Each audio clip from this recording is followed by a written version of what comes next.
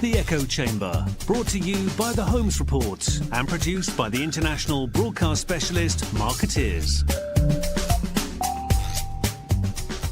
This broadcast from Cannes Lions is brought to you by Ketchum. Hello everyone and welcome to the Echo Chamber. This is Maya Pawinska-Sims, EMEA editor at the Holmes Report, and I'm in sunny south of France today at the Cannes Lions International Festival of Creativity with two great guests for the podcast. So I'm delighted to welcome to the Echo Chamber Ketchum's Chief Strategy and Creativity Officer Karen Strauss and Liz O'Connor, Associate Principal of Daggerwing, which is now part of Ketchum. So Karen, to introduce you first, you're a torchbearer for creative culture at the agency, I've been told, and you inspire Ketchum's global teams to think beyond traditional PR. You've developed a campaign planning philosophy that puts creativity at the heart of Ketchum's work when it requires every single Ketchum campaign across the world to lead with an idea that translates across paid, earned, shared and owned media. Liz at Daggerwing helps global organisations achieve goals through employee engagement and change programmes. She leads the partnership between Daggerwing and Facebook and supports clients and Ketchum to use Facebook's new workplace platform. Liz is also a member of the Chicago Council on Global Affairs and is on the Chicago board of the Step Up Women's Network, which is a non-profit that helps teenage girls from underprivileged backgrounds be confident, college-bound and career-ready, which I think is a brilliant strapline. So Karen, Liz, welcome to the Echo Chamber. Thanks for joining me today. So today we're going to explore with you both the idea of creative collaboration and fostering a creative culture, both within a creative organisation and with your clients. So Karen, if I can kick off with you, I understand you've networked Ketchum's global creative community, more than 300 colleagues from around the world. Can you tell us a bit about that, what you're trying to achieve and what the results have been so far? Sure. And thank you for having me. Ketchum does pride itself on global collaboration, and the speed of business is such that when tasked with generating ideas on behalf of global organizations, we look to harness the brain power of diverse thinkers. The death knell of good creative is to rely solely on a single geography for ideas. And so many years ago, before the advent actually of Workplace by Facebook, which Liz will address, we did create something called the Creative Community. And back in the day, we were using our own platform to brainstorm on so that anyone in any time zone could participate in creative challenges. Mm-hmm. And whoever was the author or originator of a idea challenge would be able to tap the wisdom of the crowd, as it were, and we invited those who self-defined as creative, not necessarily people with creative titles, but people who have an appetite for contributing to creative ideas to participate, and we worked that way for many years. And the creative community is still going quite strong. However, we have moved it over to Workplace because there are so many advantages to creative sharing, frankly, idea bragging, idea generating, idea hacking on the Workplace platform. And I don't want to steal Liz's thunder, so I'm going to let her talk about our shift over to that. There's one other collaborative tool that very much predates our adoption of Workplace, and that was early days of crowdsourcing, to be perfectly honest. Ketchum and it would be myself and a small team created a platform that we still have going strong called Mindfire, which is a networked community of college students with a passion for creativity, and we do tap and from all over the world. And whenever we have a creative challenge, we also believe in going out of house for input and utilize that platform on a frankly gamified or competitive basis to generate ideas. Fantastic. So getting the young people involved, always a good idea. Liz, tell me a bit, take on that point about how Workplace is being rolled out across Ketchum and the work you've been doing there. Sure. Well, Ketchum was actually one of the very first companies to use Workplace by Facebook. Ketchum and Daggerwing joined when it was in beta in June of 2016, and the platform didn't become publicly available until October of that year. So it was really great to be at the cutting edge of what was happening and be a part of that process and feedback with the team at Facebook and Workplace. So you got the chance to influence the development of the Workplace platform by working with it at the beta stage, yeah? And since they've launched in 2016, Daggerwing has become a premium workplace service partner, which means we help other customers who buy Workplace develop their strategy, design their groups, their communication and engagement plan so that they can ensure a really successful launch and to be able to move their workflows, like some of those creative processes that Karen had mentioned, move those into the tool to do them better, faster, and more mobile. So how is Workplace better from like the old style intranets then? What can you do on Workplace that you couldn't do before? Have you heard of Facebook? Well, Do you know how that works? same kind of template, isn't it? I It's guess. actually very, very much. It looks like Facebook. It has the same features as Facebook and the same engineering. So it's constantly being updated. So a couple examples are, you might be used to logging into your normal Workplace or your normal Facebook, on your phone, and you see your news feed of your friends, the pictures of their babies, all the social things that are going on. Well, Workplace is completely separate. It's not tied to your consumer Facebook whatsoever.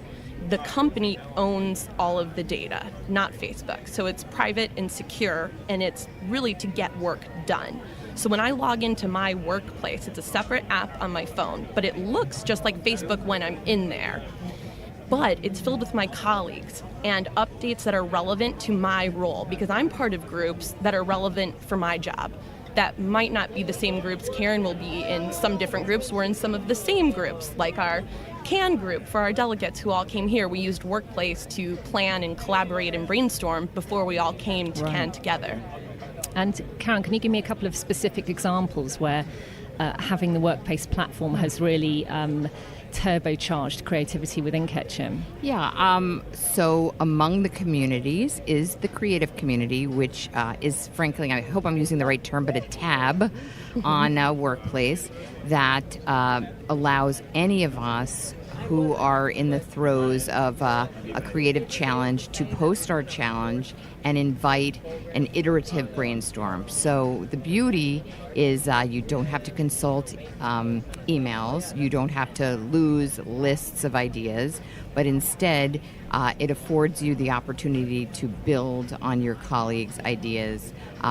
Frankly, as I say, 24 hours a day across all time zones, which cannot be underestimated when you think about the notion of wanting to have every creative brain in your organization participate without losing a single thought, which was happening previously. So I would have to say the number one usage among the creative community members on Workplace is producing ideas through a build process. I would also add one can use Workplace to vote on or use the like function to determine what the crowd believes to be the strongest ideas are, which from a don't, use the classic, I would say, subjective process of picking the idea you personally favor with your own myopia,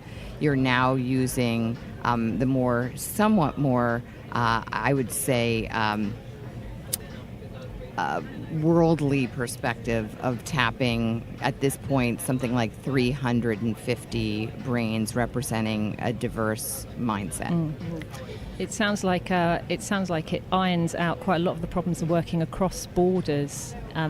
It's a more informal conversation. It's an evolving conversation. It's better than an email chain. By a long shot. Chains and chains of emails and attachments and version control. Just to add to what Karen was saying, I think it really opens up access to information, not just bringing the right people in, but being able to share that information instantly with a broader group. For example, if you were doing it in a closed email thread, that's a closed conversation, only open to the people on that chain. And if you have attachments, they live in your email. Maybe you saved it down to a SharePoint or a Drive that you share together, keeping track of what's the latest version, where is that. If you do this in a group, like Karen was explaining, it's a group just like a Facebook group, but you can upload documents. It's searchable, files, photos, voting, polling. It's a much more dynamic experience, and you can give access to every voice in the company, every creative brain in the company. We should also add one other important point, which we neglected to mention, which is in a time of co-creation, we obviously represent a communications consultancy, but our clients are critical to the creative process. And so Workplace affords us an opportunity to bring our clients in and participate on Workplace. So they can, see the sort of creative energy that our organization is producing, and they can frankly weigh in along the way, which is something that we are committing to doing almost without exception, because we think that's very important. And what's the response from clients been like to being involved in the evolution of the ideas that you're going to come to them with eventually? I have never known a client that does not favor being part of the co-creation process. So the answer is, the old adage that the best way to sell an idea is to have those who are buying the idea feel that they've been part of creation. I would say as long as I've been in the creative side of the business, that has always been true. In the analog brainstorm environment, I'd sooner have my clients in the room than waiting patiently to hear what it is we're cooking up. So we're just bringing that to the digital realm, and so it's universally positive. Did you want to add to that, Liz? Yeah, I was just going to build on that whole co-creation process is so important, not just internally, but how we're working with our clients. Today, people expect information to be transparent, open, and to have a voice in the process. The workplace is changing, and our tools haven't caught up yet. Most big companies are still relying on closed communications with intranets and 10-page email chains going along.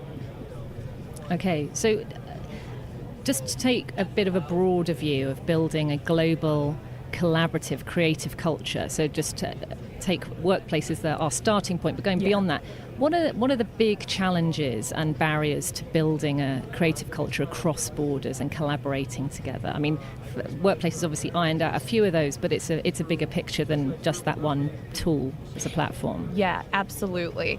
And in our work with clients is often broader than workplace. It's about culture. It's about effectively moving through change. And some of the big barriers that we see are culture being one of the biggest.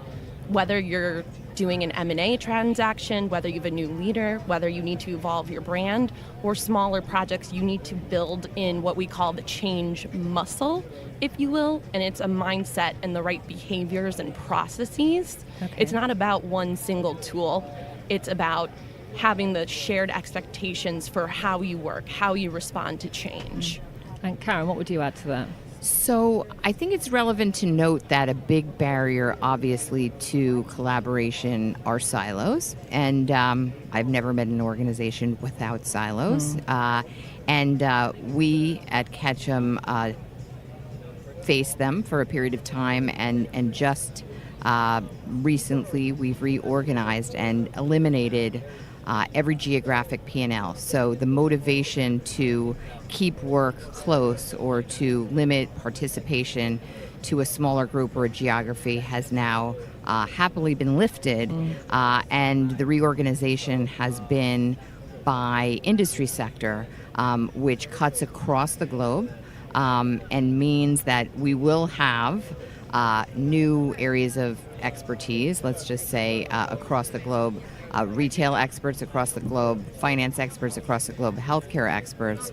But I would say, since we are speaking quite a bit about eliminating that dreaded barrier of geographic insularity, which really does affect the quality of ideas by eliminating geographic silos.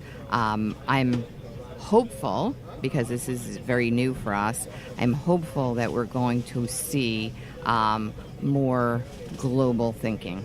There's a lot of talk about removal of silos in the agency world, looking at agency models now. Do you really think it will have that much impact on creativity, removing those kind of artificial geographic barriers? We're already beginning to see it, to be perfectly honest. It's a big headset change, and I've talked to a lot of people who feel relieved that they're not being rewarded or incentivized to work with the person sitting to their right or their left any longer. And thus, I do believe that we are going to enjoy more diversity of participation. Now, your question about will the creative product improve as a consequence, is really rooted in who's participating, at what level of enthusiasm, what kind of, we could sit here and debate, what gives rise to creativity. I'm a big believer that sometimes the best ideas are born alone, at home, at 3 a.m. by one person. So who's kidding who here? I mean, their collaboration is a wonderful approach to generating great creative.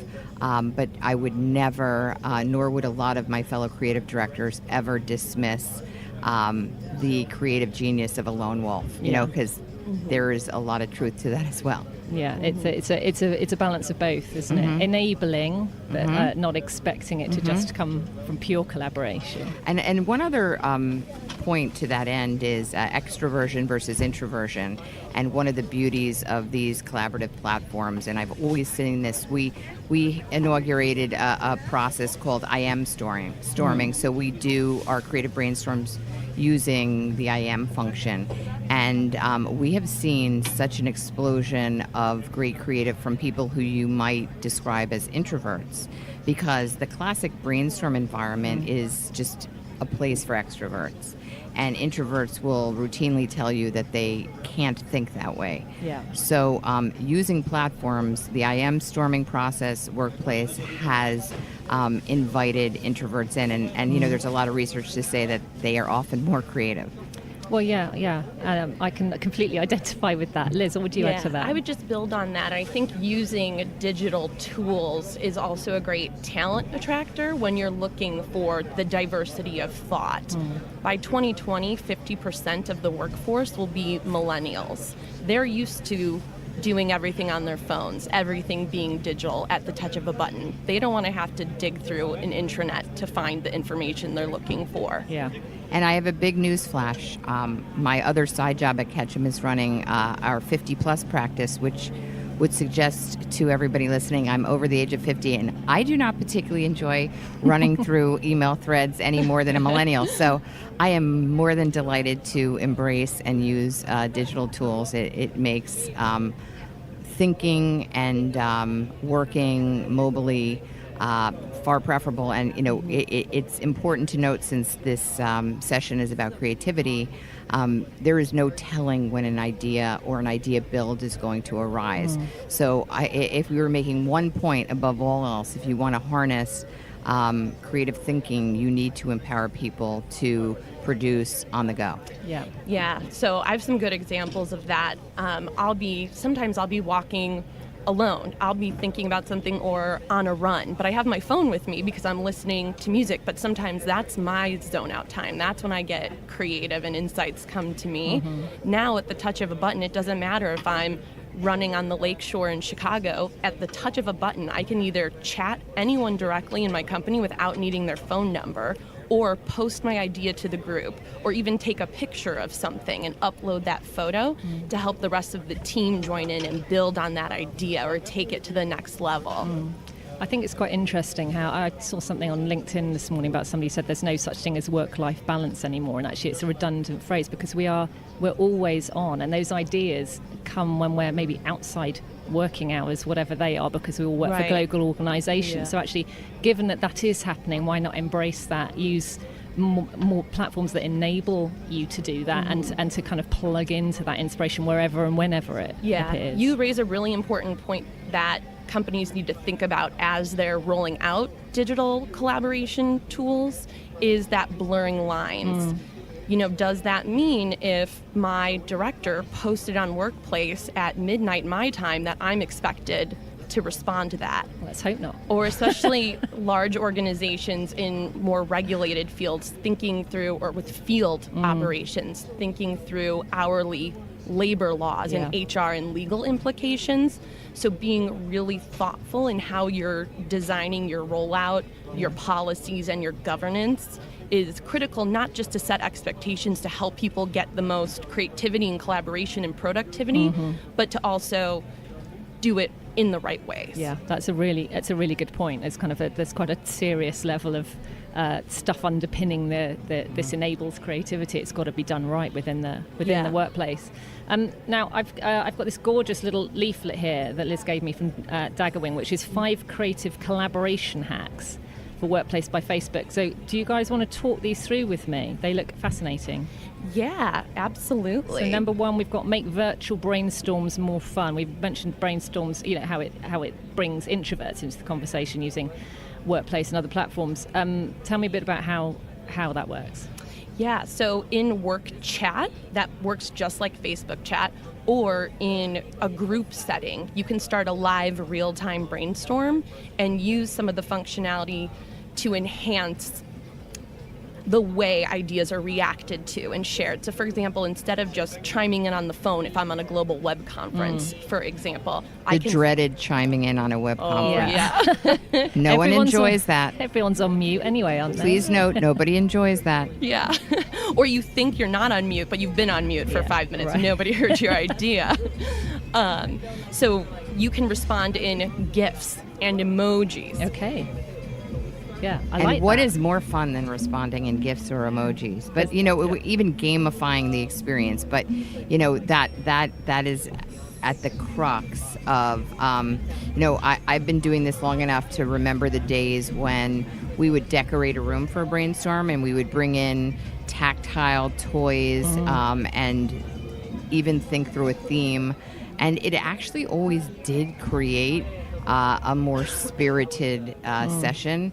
I don't have any proof that the ideas were any better than staring at 4 walls, but my theory is we were all in a better mood at the end. Yeah. And I think what we're seeing is Workplace affording us a digital version of that. A bit more fun in terms of engaging everybody on the team. In the iconography of the digital world, And I think it makes virtual collaboration more like real life. So if I use the video calling function, for example, and share my screen, I can see my colleagues' faces. They're not just a faceless voice on the phone or typing into a chat box, which really builds trust and I think a better energy when you're collaborating and brainstorming. Yeah, unless you're in your pajamas in the morning, in which case you might not want Oh to yeah, then I keep the webcam off. Yeah. We actually, I have various creative colleagues who have no compunction about, dialing in with up ponytails and PJs, and I've gotten very used to it. I'm really just quite used to it. How things have changed. Well, especially if you want to be inclusive and, time zones, I just can't stress enough, since we're talking about the power of a global tool, is probably another barrier that I should have mentioned is it's tough to be inclusive around an organized, timed session, right? Because if you want to include your colleagues in China, and frankly, I sit in New York, even if I want to be courteous to my colleagues on the West Coast, it gets tricky, I have to say. Yeah, well, working for a global organisation, I hear you, the times that London, Hong Kong and San Francisco can get together on one call are minimal. So, so point number 2 here, discover ideas people like. We talked a little about, you get kind of immediate responses to the ideas that seem to be most popular, the gut reaction from the team. Yeah, so many of the functionality just the simple like button, the range of reaction options, you get an instant gauge on sentiment and reaction to whatever it is that you're posting. There's also the comments feature. So instead of sending an all-company email with an announcement, Barry Rafferty can go live and stream a video into our all-company group, and people can chime in and say, woohoo, that's great news, or how many Lions did we win so far? Oh, great. And you can see this live conversation, and it stays there. It lives there. Yeah. The other thing I'll say about, sort of the balloting or taking the temperature of the crowd function is sometimes when you're getting ready to present your ideas to a client in the event that they were unable to participate, or even if they are participating, is, it's not a scientific metric, but it at least shows that this is an idea that has global resonance, which is oftentimes one of our challenges, which is if we're developing a global platform for a company, but the ideas are all born in one geography, it's less credible than if we can show, here's the idea that had the most universal appeal across multiple geographies. Is this going to resonate in the Middle East? Correct. If it does on the East Coast Correct. of America. So point number 3 here, you can share aha moments in real time. What's that all about?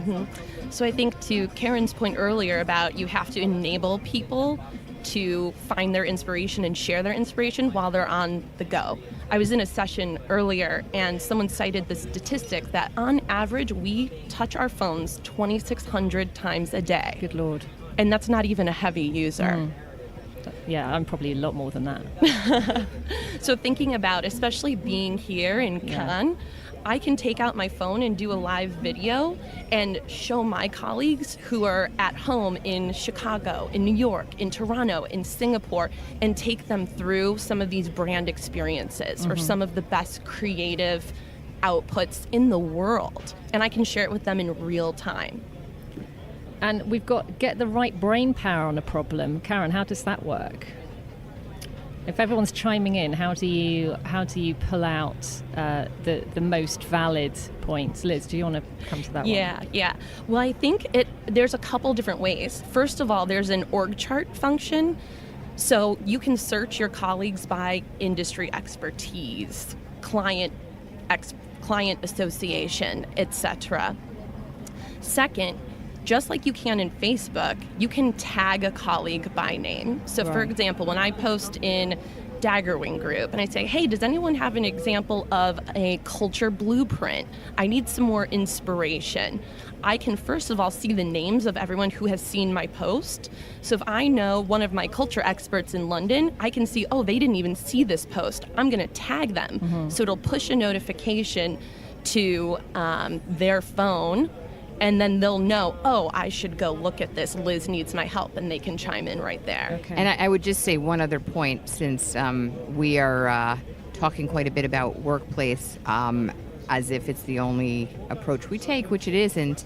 When it comes to bringing the right brains into a challenge, whenever somebody joins Ketchum, we ask them to fill out what we call a passion panel. Okay. And we source from them their avocational interests, not their professional interests, that which they are passionate about. And so if there's a client challenge that involves horseback riding, or a client challenge that pertains to ballet dancing or what have you, we can quickly, and this is all online, print out in short order or convene in short order the group that has this passion and invite them to participate in a quick IM storm, which we do quite regularly. And I have to say, and I would be remiss if I didn't say this, that is one of my favorite ways to produce really good ideas, because when you gather a group of people who are really passionate about something, they will make time for you, number one. And maybe that's another barrier, time. So they'll make time for you because they care deeply about the topic and they feel expert in it. And then you really get insider insights that go a very long way. So passion panels have been very useful in terms of getting the right brains on the job. Yeah, that's a really good point. And one of the workplace customers I recently launched with is Weight Watchers. They have 18,000 global employees and had no way to reach everyone in one place.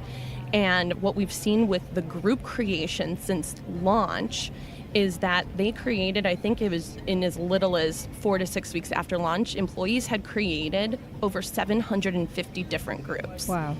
But to Karen's point about bringing people's personal passions and letting them bring their whole selves to work and how that enhances the ideas and creative and time people will give you, I was fascinated. So at Weight Watchers, there are general interest groups like pet owners or New York City runners, so people can find their people at work that they share these other interests with. But 70% of the groups that were created were work and project team based groups. So they really focused on moving actual workflows, but while still enabling people to connect on the fun part. So it's not just purely work, purely a social tool. To your point earlier, these lines are blurring so much and people have to be able to bring their whole selves to work.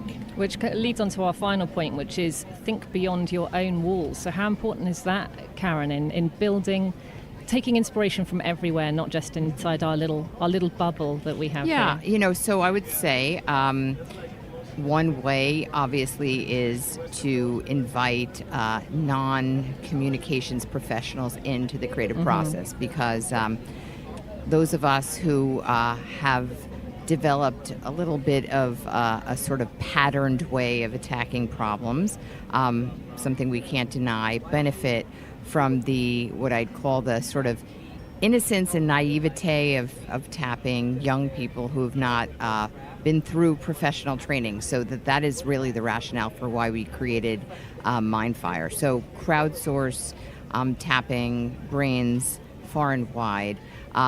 When, and I say this to all of our creative directors, when you are trying to solve a particular problem for a well or not so well understood target audience, bring members of the target audience into the process.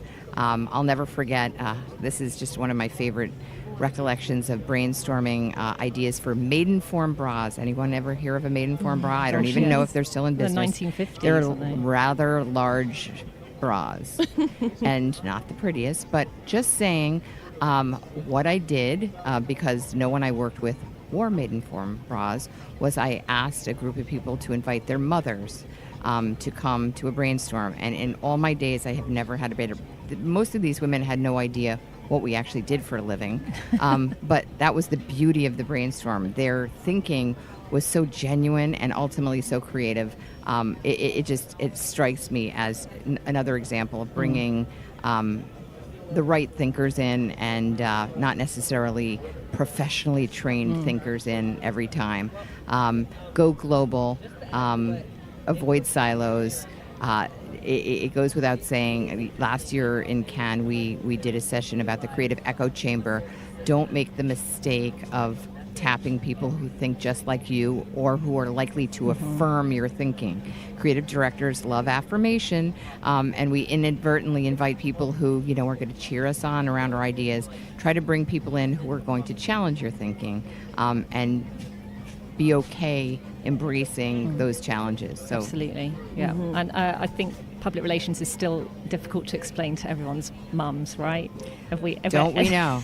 I'm pretty sure my mom, I'm not in advertising. I just really need to end this podcast by telling you that.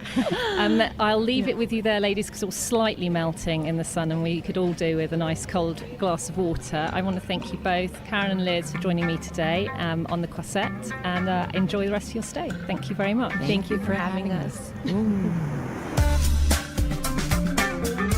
You've been listening to The Echo Chamber. Brought to you by The Holmes Report and produced by Marketeers. Thanks also to Ketchum for bringing this special series of podcasts to you from Cannes Lions.